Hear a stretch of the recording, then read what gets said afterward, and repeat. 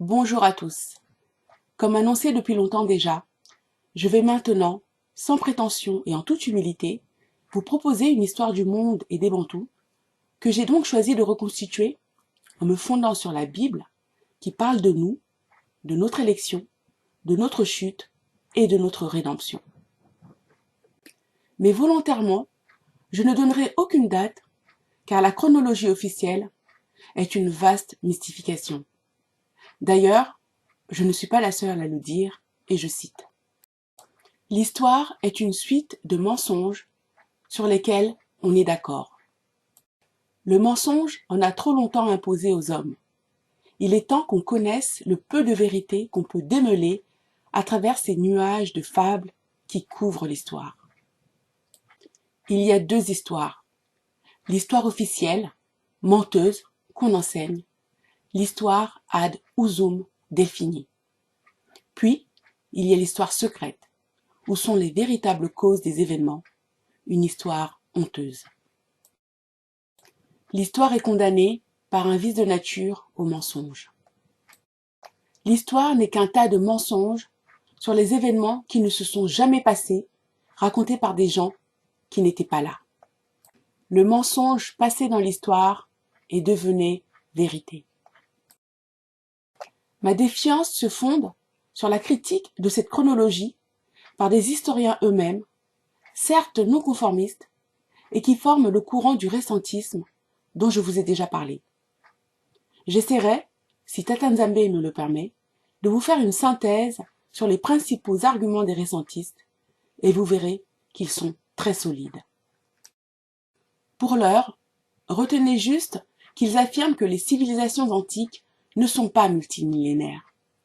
Si la civilisation égyptienne est bien la plus ancienne, elle n'a que quelques siècles, 1000 ans tout au plus.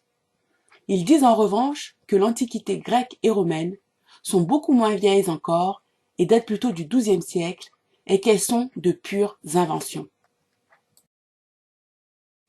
Même si cette frise de l'histoire officielle ne le montre pas, nous, Noirs, savons que la période antique, post-diluvienne, était, comme la période antédiluvienne, dominée par les civilisations noires, notamment l'Égypte et avant elle, Babylone.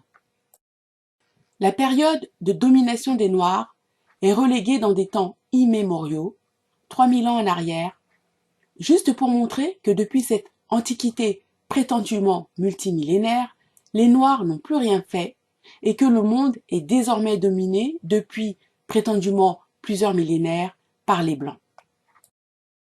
La seconde raison de ma défiance vient de ce que la communauté qui a donné le plus grand nombre de savants, en s'appropriant probablement des découvertes des autres, comme ils s'approprient allègrement et sans complexe une identité qui n'est pas la leur, si vous voyez ce que je veux dire, n'accepte pas la théorie évolutionniste prétendument scientifique qui fixe l'apparition de l'homme à moins 200 000 ans et dont ils encouragent pourtant l'enseignement à l'école, si vous voyez encore ce que je veux dire, pas plus qu'ils n'acceptent le calendrier grégorien comptant l'écoulement du temps depuis la naissance de JC.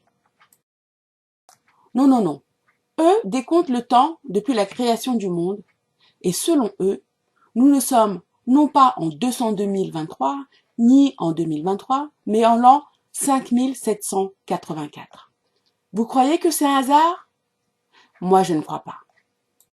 En quoi nous, bibliophiles, devons prendre toutes ces informations en considération? C'est que d'après la chronologie biblique, la création du monde date d'environ 6000 ans. Pour moi, on ne peut exclure que le monde entier, pour le maintenir dans l'ignorance et aussi le péché, soit mystifié par la chronologie officielle qui soutient l'apparition spontanée de la Terre et de ses habitants, au bénéfice d'un processus évolutif de plusieurs millions d'années, au détriment de la vérité qui libère et bonifie l'homme par la connaissance et le respect d'une intelligence supérieure, Tata Nzambe, maîtrisant et dirigeant sa création sans avoir besoin de faire passer des millions d'années pour la réaliser. Ceci étant dit, et sans donc vous donner de datation précise, je vais maintenant vous retracer l'histoire du monde et des Bantous d'après la Bible.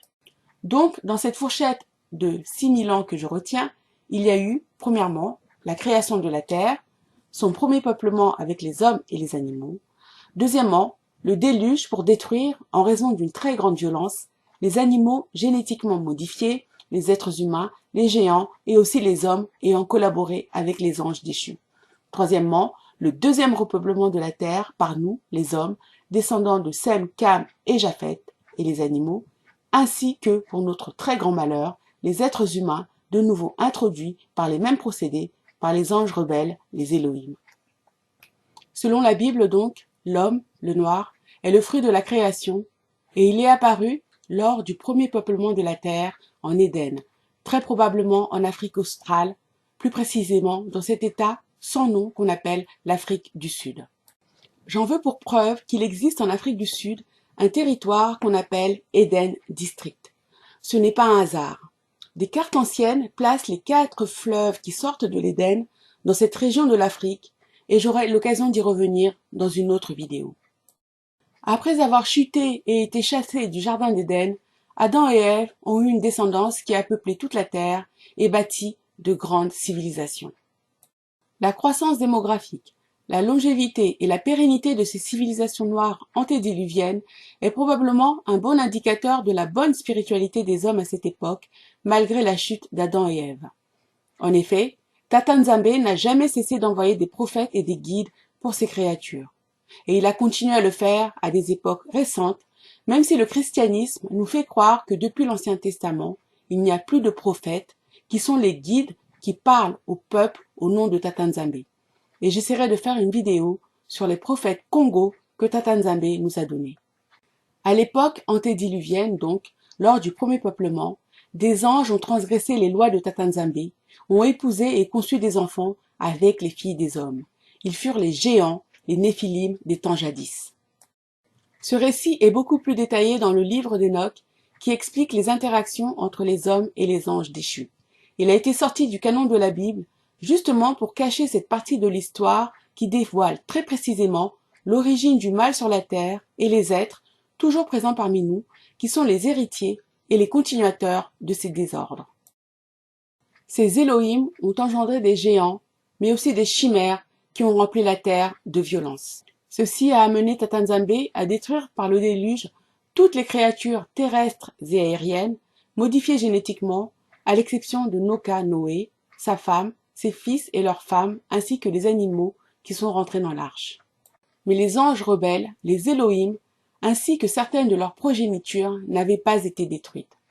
À ce nombre se sont ajoutés les autres anges qui, après le déluge et le deuxième repeuplement, ont continué à désobéir au Créateur de toutes choses, et nous, les hommes, les vrais indigènes de cette terre, subissons jusqu'à ce jour leur méchanceté et celle de leur progéniture.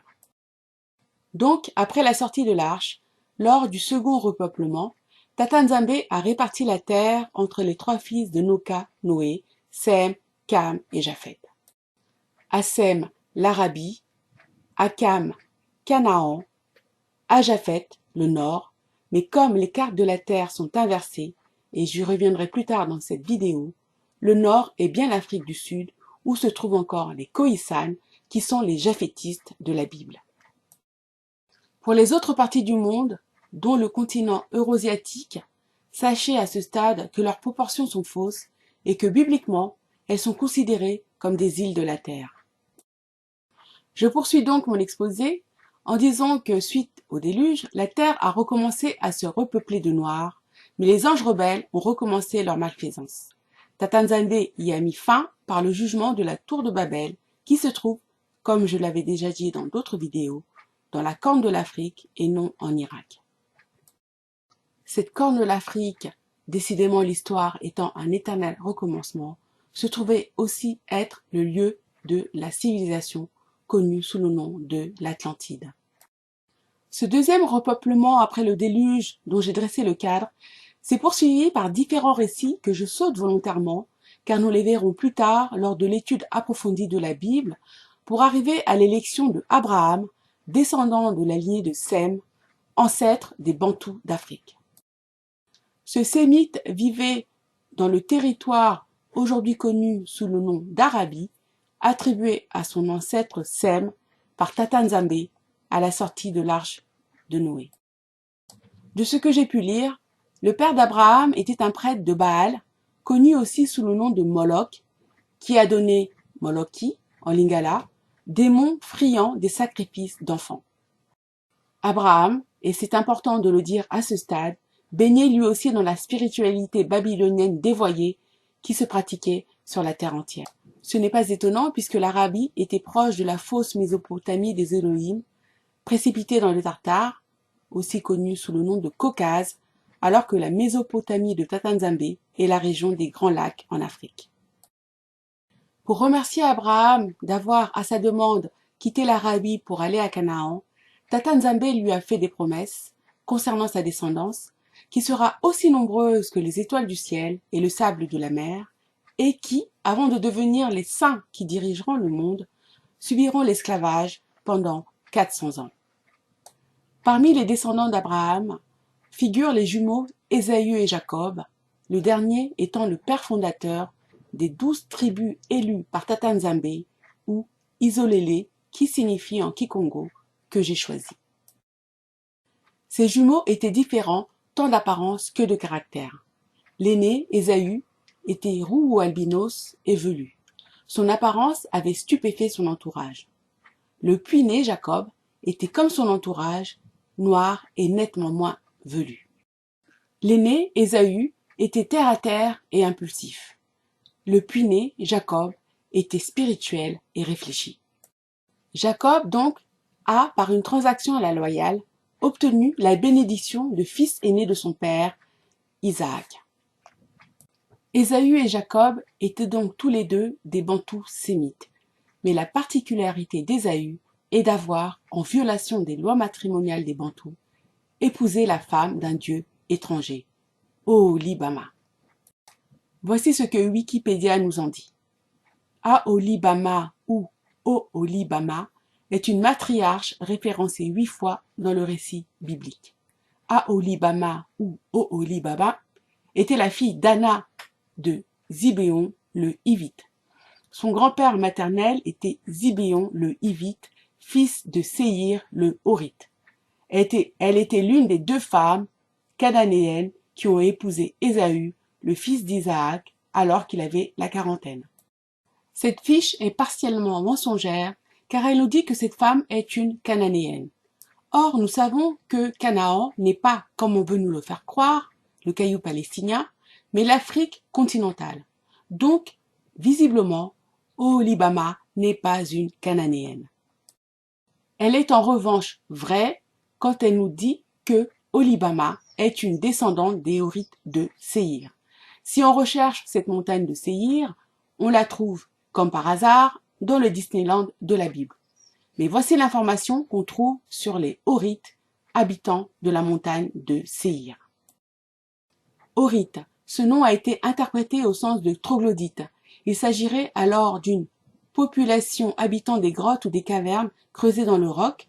On l'a aussi rapproché des Hourites, un peuple indo-européen fondateur du royaume du Mitanni qui, à partir du XVIe siècle avant J.C., a étendu son influence jusqu'en Syrie et en Canaan. Séhir et Paran sont des régions désertiques au sud de la mer Morte. Là encore, on voit les efforts vains des falsificateurs pour localiser Séhir dans le caillou palestinien au sud de la mer Morte, alors que l'affiche sur les Horites ou Hourites, indo-européens fondateurs du royaume du Mitanni, sont visiblement des Caucasiens. Par ailleurs, on a aussi vu que le mot Horite était interprété au sens de troglodyte. Et comme par hasard, la Turquie est l'endroit du monde où on trouve le plus grand nombre d'habitats troglodytes. Ce n'est pas pour rien que les habitants de ces régions ont fini par avoir le nom de leurs habitations si atypiques. Horites, habitants des grottes, Caucasiens, habitants des grottes, ou, moins poétiquement, cochons des grottes. Oholibama était donc une caucasienne. Vous croyez que c'est un hasard? Moi, pas. Donc, cette origine caucasienne d'Oholibama prouve, s'il en est besoin, que les Caucasiens, en quête de nourriture et de chaleur, sont descendus dans la sphère de contrôle des Kamites, donc Canaan, mais aussi l'Arabie, où ils se sont allègrement mélangés avec les Kamites, ce qui leur a permis, grâce à la finesse des traits des Kamites, d'avoir des traits moins rustiques, si vous voyez ce que je veux dire. Et dans leur progression, ils ont massacré et remplacé tous les peuples noirs qui vivaient dans cette zone. Ils ont fait la même aussi sur les côtes nord de l'Afrique. Vous comprenez maintenant pourquoi les Tunisiens ont peur d'être remplacés par les Noirs? Ils ne veulent pas revivre ce que leurs ancêtres caucasiens ont fait aux vrais autochtones de la région. Je dis ça, je dis rien. Pour reprendre avec le récit biblique, à cause de ce mariage d'Ésaü bantou avec une fille du Caucase, on comprend mieux pourquoi les Juifs khazars, donc caucasiens, réclament l'identité de peuple élu, car ils auraient dû bénéficier de cette bénédiction au travers de leur père Ésaü. On voit ainsi se manifester l'intelligence et la préscience de Tata Nzambe, le créateur de toutes choses, qui, en préférant, dès le ventre maternel, Jacob, n'a pas permis que les descendants d'Ésaü, dont les Caucasiens, fils de Oholibama, ne recueillent cette bénédiction du premier-né.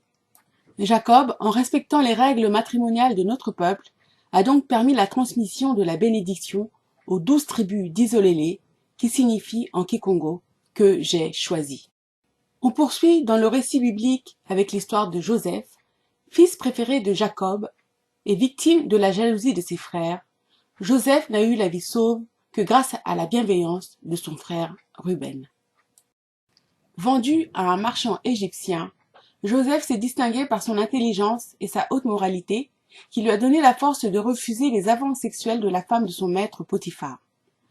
Malgré tout jeté en prison, sa haute spiritualité lui a permis d'interpréter les songes du pharaon sur les 7 vaches grasses mangées par les 7 vaches maigres et les 7 épis gras dévorés par les 7 épis maigres. Aucun des magiciens du pharaon n'avait pu le faire, mais Joseph, oui, ce qui lui a permis d'être distingué et de sortir de la prison dans laquelle il avait été injustement jeté. Déjà, à ce stade, on voit que Joseph, le Bantou, a un lien particulier avec Tata Nzambe. Nommé intendant du pharaon, il a sauvé l'Égypte de la famine et lui a assuré une très grande prospérité. En vendant les récoltes rassemblées pendant les 7 années d'abondance au royaume avoisinant contre de l'or, l'Égypte est devenue immensément riche. Installés en Égypte pendant 430 ans, les Hébreux sont devenus très prospères et très nombreux, ce qui a suscité la méfiance du nouveau pharaon qui a tenté par une dure servitude, et je ne parle pas d'esclavage, qui aurait duré près de 70 ans et non pas 400 ans, de contrôler leur natalité. La dureté des corvées qu'ils devaient accomplir a poussé les Bantous, dont on connaît le lien particulier, à crier vers Tata Nzambe pour les libérer du joug des Égyptiens. Ce qu'il a fait en leur suscitant un libérateur dans la personne de Moïse, Massa, recueilli et élevé dans la maison du pharaon. À l'issue d'un combat spirituel intense et mortifère, Pharaon, dont l'insensibilité aux souffrances de son peuple peut nous amener à nous questionner sur sa vraie nature, reptile ou homme, et j'y répondrai dans une vidéo d'étude de ce récit, a lâché prise et laissé les Hébreux partir. Mais, se ravisant, il les a poursuivis pour sa perte et celle de son armée. Le départ des Hébreux, avec de grandes richesses remises par les Égyptiens eux-mêmes, certainement soulagés de voir partir ce peuple pour la libération duquel de tels malheurs s'étaient abattus sur eux, a été le début du déclin de l'Égypte. Les Bantous étaient maintenant en route pour la terre promise. Pourquoi promise? Parce que leur terre, attribuée par Tata Nzambe à leur ancêtre Sem après le déluge, avait été volée par le conquérant kamite Nimrod. En conséquence de cette occupation illégale, Tata Nzambe a décidé de leur donner en compensation un bout de la terre des Kamites, un bout de Canaan, qui est l'Afrique continentale. Voici donc le récit que nous fait la Bible du séjour et de la sortie des Hébreux d'Égypte, le premier exode. Ce récit est corroboré par les Bantous eux-mêmes, car dans leurs traditions orales et leurs chants, ils disent que leurs ancêtres viennent d'Égypte. Croyez-vous vraiment que si cette histoire avait eu lieu il y a des millénaires, la mémoire et les traditions orales l'auraient conservée? Moi, je ne crois pas. À propos de cette dure servitude de 70 ans des Hébreux en Égypte dont on a parlé, je ne peux m'empêcher de la rapprocher des affirmations des récentistes qui disent que la construction de la pyramide de Gizeh aurait duré 50 ans et aurait probablement eu lieu au XVIIe siècle.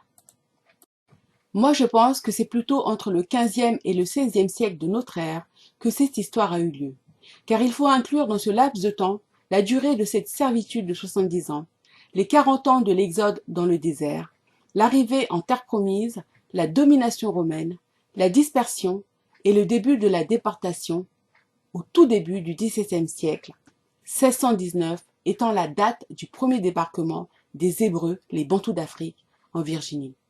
Il faudrait se pencher sérieusement sur cette nouvelle chronologie, car assurément, l'histoire des hommes n'a pas 200 000 ans. Elle est beaucoup plus récente. Ceci étant dit, essayons de voir maintenant si un ancrage terrestre, géographique, archéologique peut être fait de ce récit biblique de l'exode des Hébreux.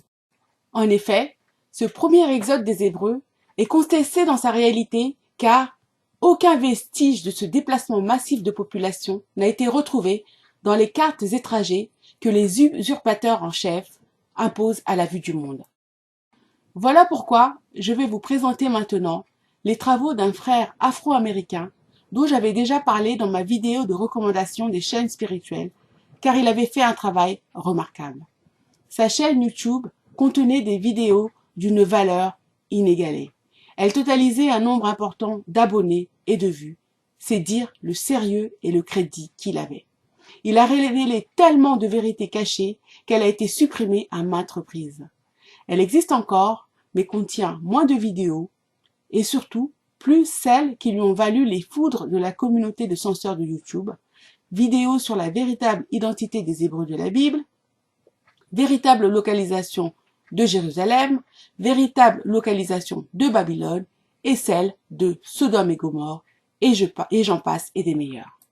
Bien inspirées, je les avais téléchargées il y a 5-6 ans maintenant, et elles vont me servir pour partager son travail par de nombreuses copies d'écran. Donc tout le bénéfice de ce que je vais dire lui revient à lui, Chris, qui s'est rebaptisé Jeremiah quand il a découvert son identité d'hébreu, et à lui seul, et aussi, surtout, à Tata Nzambe, qui lui a permis de discerner et de dévoiler l'un des plus gros mensonges de notre temps. Mon seul mérite à moi est d'en avoir vu la valeur, d'avoir conservé ses vidéos et de faire la traduction et la diffusion de son travail.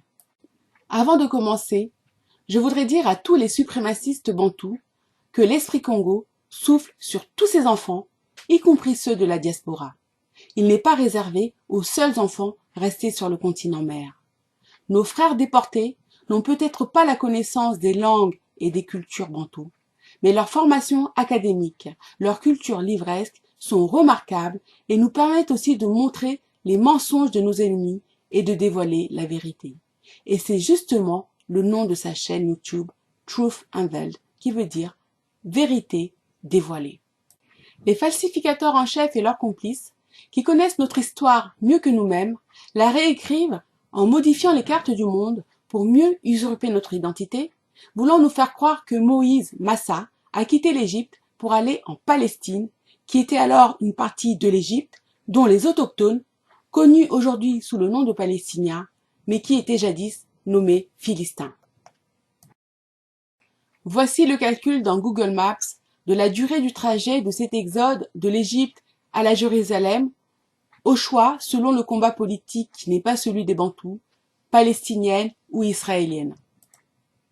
Il faut 149 heures pour marcher d'un point à l'autre, ce qui n'est même pas une semaine de marche. Alors, que dire de 40 ans de marche? On peut voir une autre incohérence avec le récit biblique dont j'ai déjà parlé, puisque la terre promise est un pays de lait et de miel et qui boit l'eau. Ce qui veut dire que c'est un pays à forte pluviométrie, avec beaucoup de verdure, de fleurs et de bovidés. Or, la Palestine est désertique et ne contient qu'un seul fleuve, le Jourdain, dont le contrôle est la cause de nombreux conflits dans la région. Jeremiah se demande à juste titre pourquoi le Créateur donnerait à son peuple élu, prunelle de son œil, qu'il a sorti à grand renfort de miracles d'Égypte, une terre si petite et désertique, alors que l'immense, riche et verte Afrique est juste à côté. Je dis ça, je dis rien. Enfin, les archéologues sérieux eux-mêmes doutent du trajet officiel de la migration des Hébreux, et je traduis ce passage. On situe traditionnellement la route de l'Exode, celle que les Hébreux auraient empruntée, pataugeant dans une eau peu profonde pendant la marée basse, dans une zone au nord du golfe de Suez. Or, cela ne correspond pas du tout au récit biblique. Cette zone ne peut être celle de la traversée des Hébreux, l'eau étant trop peu profonde pour pouvoir noyer toute l'armée égyptienne. Par ailleurs, ils devaient avoir quitté l'Égypte avant d'arriver au point de traversée de la mer Rouge. Après avoir fait la traversée, la Bible dit qu'ils sont arrivés à la montagne de Dieu, qui est le mont Sinaï à Madian. Mais Madian n'est pas la région qu'on appelle aujourd'hui la péninsule du Sinaï. Madian est en fait en Arabie Saoudite et figure dans la plupart des cartes de cette région. Et accrochez-vous bien, ce texte nous dit que le mont Sinaï officiel aurait été trouvé par la mère de l'empereur Constantin, qui était une voyante. Au IVe siècle de notre ère, elle serait allée sur la Terre Sainte et désignait différents sites comme des sites bibliques authentiques, comme le lieu de naissance de JC, l'église du Saint-Sépulcre, qui était en fait un temple païen à son époque, etc. Or, il n'y a aucune trace archéologique des 40 ans de vie des Hébreux dans la péninsule du Sinaï. En conséquence de quoi, et là je poursuis la traduction, la majorité des archéologues ne font pas confiance en la Bible comme parole véritable du Créateur. Ils ne croient même pas en la réalité de l'Exode. Ils doutent du récit biblique et certainement à cause du manque de preuves archéologiques dans la péninsule du Sinaï et du manque de foi. La conclusion de tout ça, c'est qu'on ne peut pas attendre de ces usurpateurs qu'ils nous disent la réelle localisation de l'Exode. Vous voyez les conséquences de ces falsifications cartographiques? Discréditer la Bible. Par ailleurs, et je le redis, le territoire connu aujourd'hui comme Palestine ou Israël était un bout de l'Afrique suite à la conquête de Nimrod. Il était occupé par des Kamites, les Philistins. Les Hébreux n'auraient pas réalisé l'exode et fui la puissante armée égyptienne en restant sur le territoire égyptien. Cela n'a pas de sens. C'est la raison pour laquelle il faut rejeter ce faux trajet de l'Exode et envisager un tout autre trajet. C'est cet autre trajet que notre frère Jeremiah a envisagé et qu'il nous présente sur ces deux cartes qui défilent à l'écran.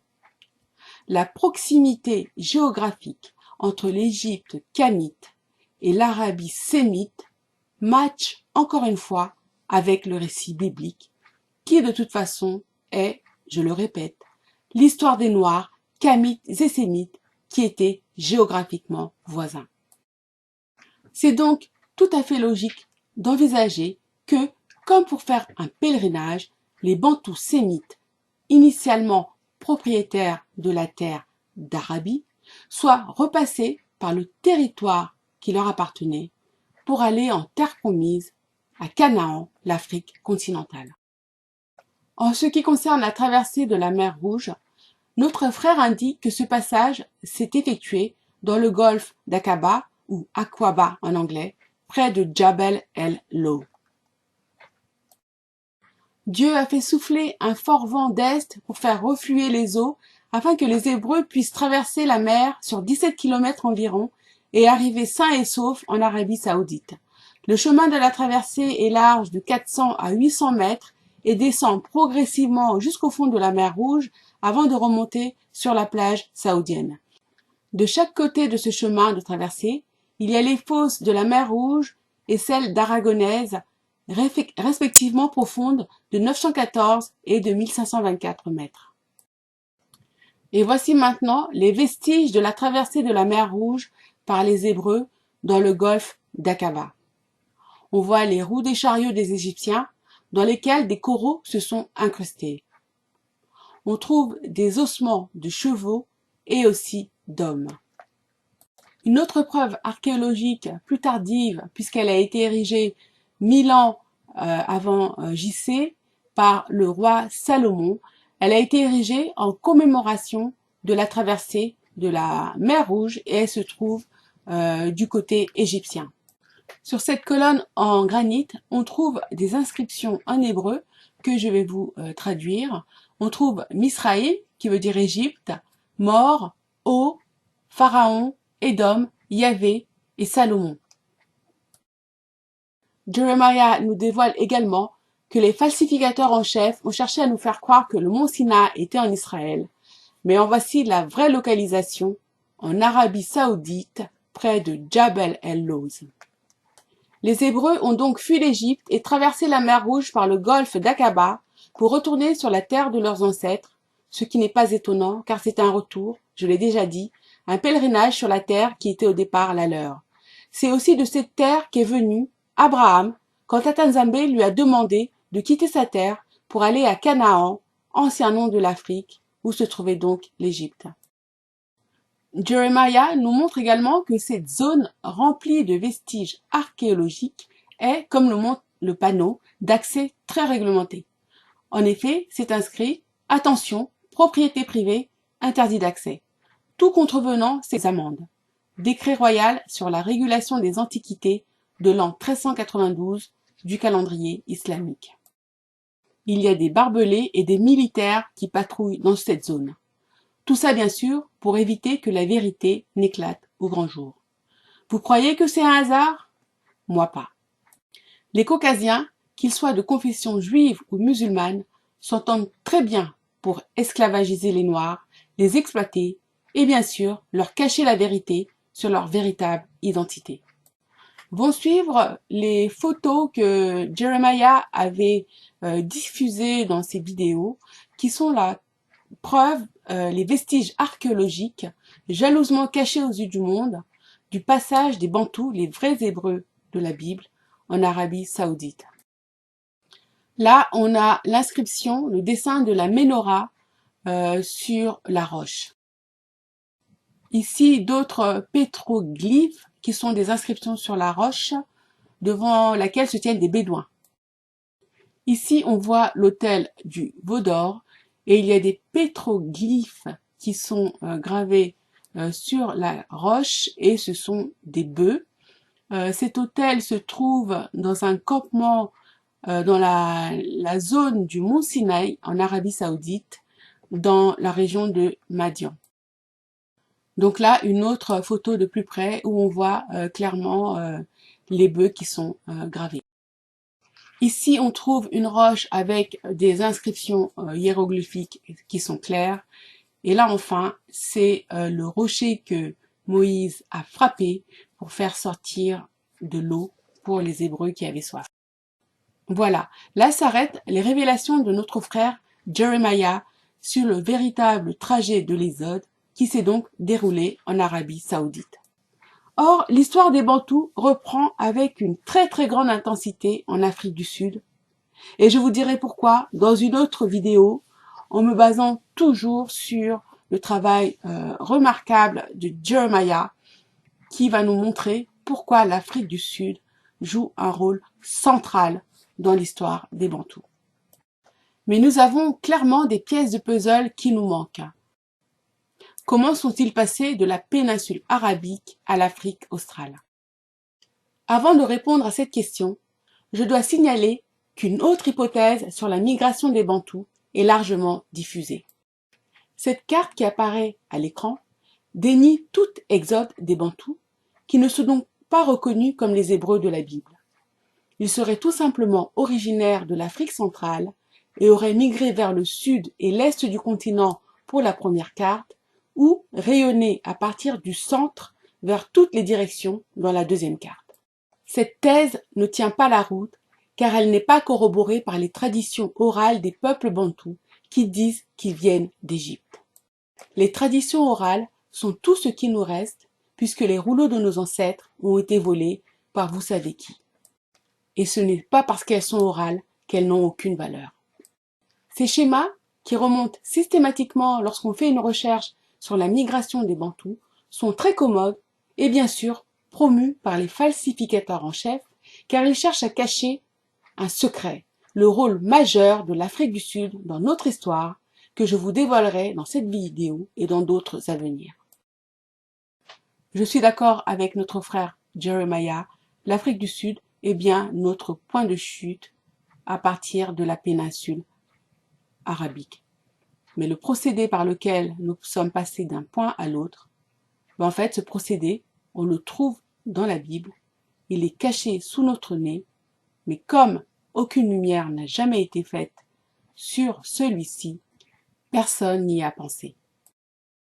Pourtant, la parole nous dit que l'histoire est un grand recommencement et qu'il n'y a rien de nouveau sous le soleil. De même que les Bantous ont été déportés par bateau pour être réduits en esclavage, on peut parfaitement envisager que de l'Arabie saoudite, ils aient été transportés par bateau jusqu'en Afrique du Sud. Ce qui me permet de dire ça se trouve dans la Bible. Ésaïe, chapitre 60, verset 9. Car les îles espèrent en moi, et les navires de Tarsis sont en tête pour ramener de loin tes enfants, avec leur argent et leur or, à cause de l'Éternel, ton Nzambé, du Saint d'Isolélé qui te glorifie. Or, nous le savons, les Hébreux ont quitté l'Égypte avec de très grandes richesses données par les Égyptiens eux-mêmes. Les falsificateurs, dans leur obsession de javeliser la Bible et s'approprier notre identité, ont relocalisé Tarsis vers l'Espagne et de manière générale dans le bassin méditerranéen pour faire de la Palestine israélienne la place centrale du christianisme. Mais notre frère Jeremiah nous permet de ne pas tomber dans cette nouvelle supercherie puisqu'il a produit une carte du géographe Kiné datée de 1901 qui localise Tarsis au Mozambique, justement tout près de l'Afrique du Sud. Et sur la carte qui est à l'écran, elle est marquée Tarshish. Et comme vous pouvez le voir sur la carte, il y a aussi d'autres villes bibliques comme Ophir et Avila. Mais heureusement, cette ville portuaire de Tarsis est évoquée dans d'autres versets bibliques. Et vu ce qu'en disent ces autres textes de la Bible, son importance est incontestable. Les navires de Tarsis ont donc pu parfaitement transporter des millions d'Hébreux bantous en provenance de la péninsule arabique. Et plus précisément de cette région qu'on appelle Yémen, où se trouve une population noire aux traits bantouides pour certains, et qui subissent une discrimination d'un autre âge. Certainement nos frères transfuges d'Égypte, qui n'ont pas voulu faire le voyage jusqu'à la terre promise, à une époque où cette terre, le Yémen, n'avait pas encore subi l'invasion des grands remplaceurs qui, comme par hasard, se font appeler Juifs Misraïm, qui est le nom d'un fils de Moïse, et qui ont bien sûr le soutien de leurs frères installés sur le caillou palestinien, CQFD. Ce que notre frère Jeremiah de la chaîne Truth Unveiled a exposé et les pièces de puzzle que j'ai pu vous présenter avec cette vidéo montrent que l'esprit de Tata Nzambé souffle sur son peuple et je peux vraiment en témoigner à titre personnel. Cette histoire de navire de Tarsis me taraudait sans pouvoir trouver de confirmation dans les recherches que j'ai pu faire sur Internet.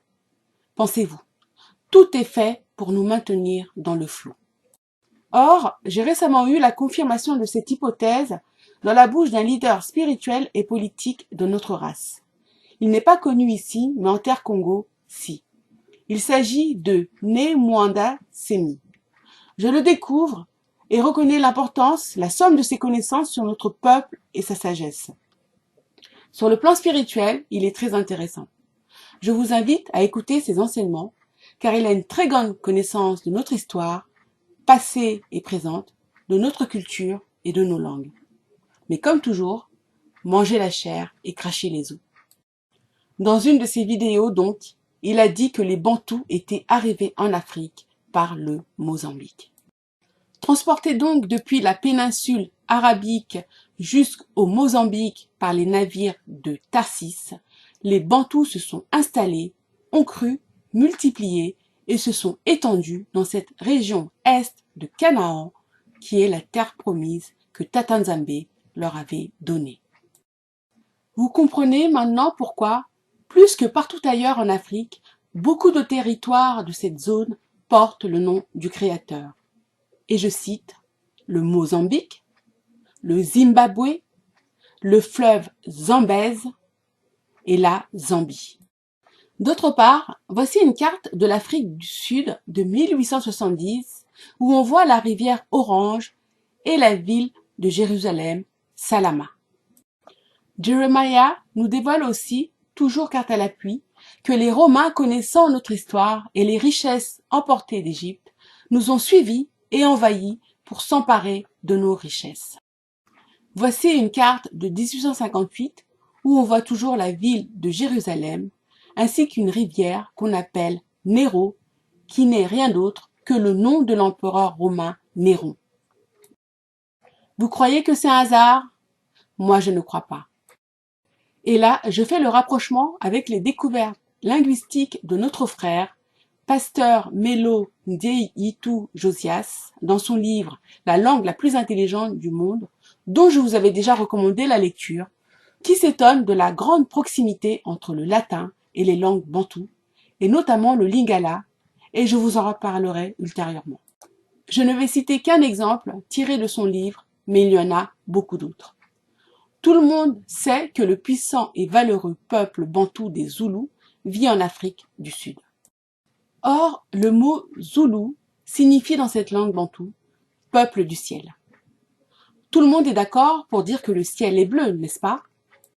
Les langues latines ont gardé une trace de ce contact des Romains avec les Zoulous. Le mot azur en français, azuelo en espagnol et toutes les variantes de ce mot dans les autres langues latines signifient le ciel ou fait référence à sa couleur, le bleu, n'est-ce pas? J'ai déjà eu l'occasion de le dire, en linguistique, quand dans des langues différentes, le signifiant, c'est-à-dire le mot, et le signifié, c'est-à-dire l'objet, sont identiques, c'est qu'il y a une parenté, une origine commune.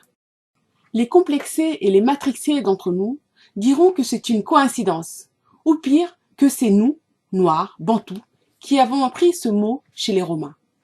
Ces gens-là sont irrécupérables. Pour moi, les Zoulous n'ont pas attendu d'être baptisés par les Romains pour savoir qu'ils étaient des Zoulous, le peuple du ciel. Et je vais maintenant vous dévoiler pourquoi ils sont le peuple du ciel. Les cartes du monde, version Mercato, sont inversées. La véritable orientation place l'Afrique en haut de la carte. Et donc l'Afrique du Sud, la tête, est donc le ciel de ce monde, et les Zoulous ont raison de se nommer peuple du ciel. Les Romains ayant dominé les Égyptiens ont découvert l'histoire des Bantous, qui avaient quitté l'Égypte avec beaucoup de richesses. Voleurs et négrocidaires comme tous leurs congénères, ils nous ont cherchés et retrouvés, puis dominés dans cette région sud-africaine. Ils y sont parvenus avec d'autant plus de facilité que nos pères, les livres de l'Ancien Testament l'expliquent, ont continué à adorer les démons d'Égypte, d'où la perte de la protection de Tatanzambé. C'est là le vrai théâtre du fameux livre de Flavius Joseph, s'il n'est pas purement et simplement un faux pour ancrer en Méditerranée et en Palestine une histoire qui a eu lieu en vérité en Afrique australe. C'est là aussi que le Messie de notre race, notre libérateur spirituel, Isaiah Congo, a été suscité et que nous avons rejeté, préférant la domination des Romains. Que son sang retombe sur nous et nos enfants, ont répondu nos pères à la question de Ponce Pilate. C'est là que la chute de Jérusalem est intervenue. Ceci est confirmé par la Bible qui nous révèle la localisation de Jérusalem. Car dans la prophétie de Jérémie chapitre 9 verset 11, elle devait devenir un désert, un territoire de chacal. Et les cartes dévoilées par notre frère Jeremiah nous le confirment aussi. Ce qui est la preuve, et j'y reviendrai, que la désertification d'un territoire ne se fait pas sur des millions d'années, comme les falsificateurs en chef veulent nous faire croire, mais résulte du jugement de Tatanzambé. Ce qui est bien le cas du désert du Kalahari, seul spot désertique de l'Afrique subsaharienne. Un explorateur européen du nom de Farini a voyagé dans cette zone en 1887 et a décrit la présence de ruines archéologiques gigantesques, le temple de Salama, les ruines du temple de Salama, construit donc par Salomon. Cet explorateur est bien entendu discrédité, mais c'est le lot de beaucoup de personnes qui dévoilent des vérités que l'on veut cacher. Pour finir de vous convaincre, certaines zones de ce désert du Kalahari sont, comme par hasard, des zones de conflits militaires dont la traversée est interdite. Une famille française en a fait l'amère expérience, car leurs 3 enfants y ont perdu la vie en l'an 2000. La destruction de Salama a causé la dispersion des Bantous qui, pour fuir leurs ennemis romains, ont fui vers le nord, donc vers l'Afrique centrale, vers la zone bantoue que nous connaissons. C'est pourquoi la Bible, en référence à cet événement cataclysmique pour nous, a parlé de la dispersion. Si nous étions restés en terre promise, la Bible ne parlerait pas de nous en tant que dispersés.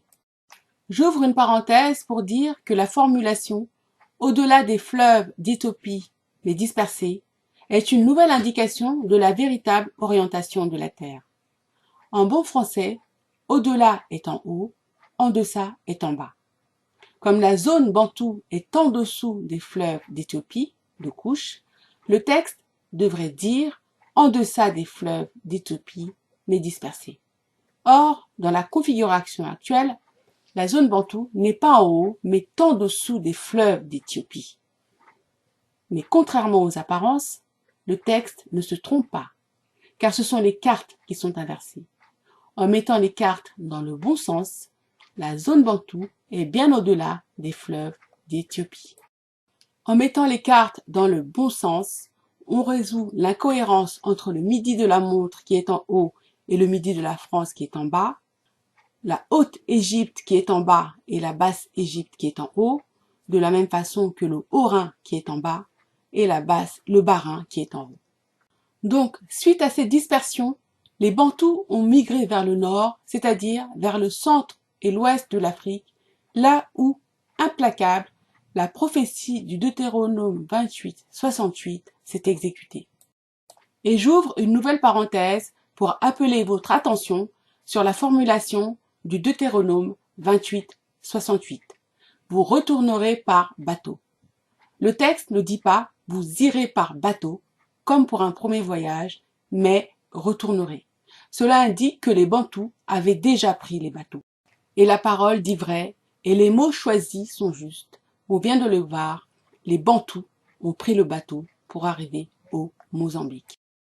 Nos ennemis jurés ont gommé cette partie de la Bible falsifiée qu'ils laissent à notre disposition.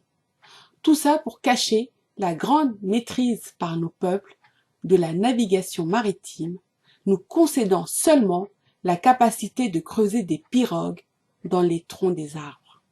Mes frères et sœurs bantous, la véritable Salama, la Jérusalem biblique, est en Afrique du Sud, dans le désert du Kalahari.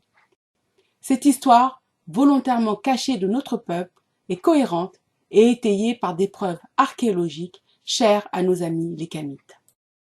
Je sais que cette vidéo va décevoir nombre de nos frères bantous yaoundés qui sont persuadés que le territoire rebaptisé en Cameroun est la terre promise, la Théone Okema, le trône de Tata Nzambe selon certains, territoire qui abriterait la Jérusalem biblique car la ville a 7 collines.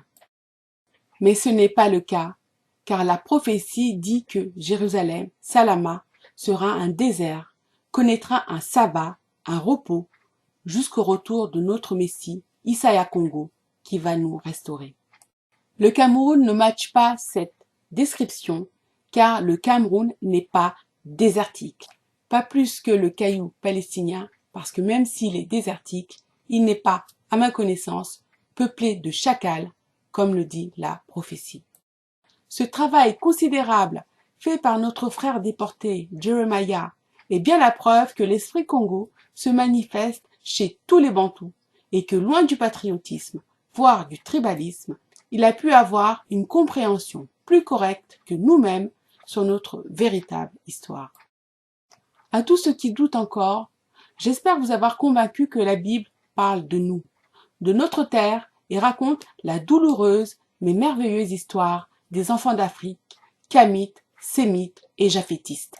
Les Bantous, véritables Hébreux de la Bible, peuple élu de Tata Nzambe, qui tient à nous comme à la prunelle de ses yeux, avons accepté de prendre la lourde charge de la restauration spirituelle de l'homme, mais comme nos frères Kamites avant nous, nous avons failli, d'où ce terrible jugement qui a été exécuté sur nous. Nos souffrances ont donc une origine, la transgression de nos pères, et une justification. Comme l'or est passé au feu pour être nettoyé de toutes ses impuretés, nous l'avons été pour nous débarrasser de la souillure du babylonisme apprise auprès de nos frères Kamites. L'histoire étant un éternel recommencement, comme du temps de l'Égypte, nous devons crier à Tata Nzambe, lui demander de pardonner la transgression de nos pères, de nous-mêmes, de nos enfants, et à coup sûr, il entendra nos prières et il agira pour nous. Réveillez-vous, Bantous, le temps est compté. Pour finir, une fois n'est pas coutume, pour vous donner une nouvelle preuve de l'action de l'Esprit Congo qui réveille ses enfants, je vais vous laisser en musique avec cette chanson qu'il a inspirée à nos frères d'Afrique du Sud, Jérusalem, qui a connu un succès planétaire. Vous croyez que c'est un hasard? Moi, je ne crois pas. Pour l'heure, je vous remercie pour votre écoute, pour vos pouces en l'air, pour vos commentaires, pour vos partages, et je vous dis à très vite.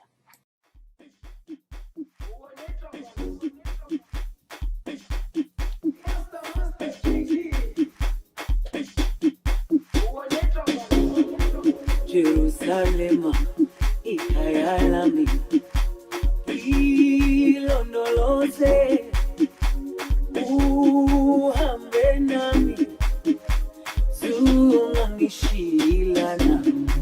Jerusalem, ikayalami, ilondoloze, uhambe nami, zungangishilana. Dawo yami ayikholana, buso wami awukholana. Ilondoloze, zuhambe nami. Dawo yami ayikholana, buso wami awukholana. Ilondoloze, zuhambe nami. Ilondoloze, ilondoloze, ilondoloze, zungangishilana. Ilondoloze, ilondoloze, ilondoloze, zungangishilana. Dawo yami ayikholana, buso wami awukholana. Ilondoloze, zuhambe nami. Dawo yami ayikholana, buso wami awukholana. Ilondoloze, zuhambe nami.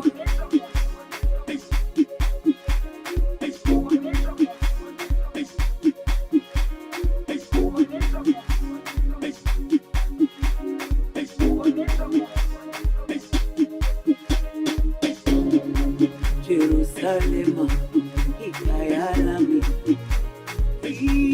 ilondoloze, uhambe nami, zungangishilana.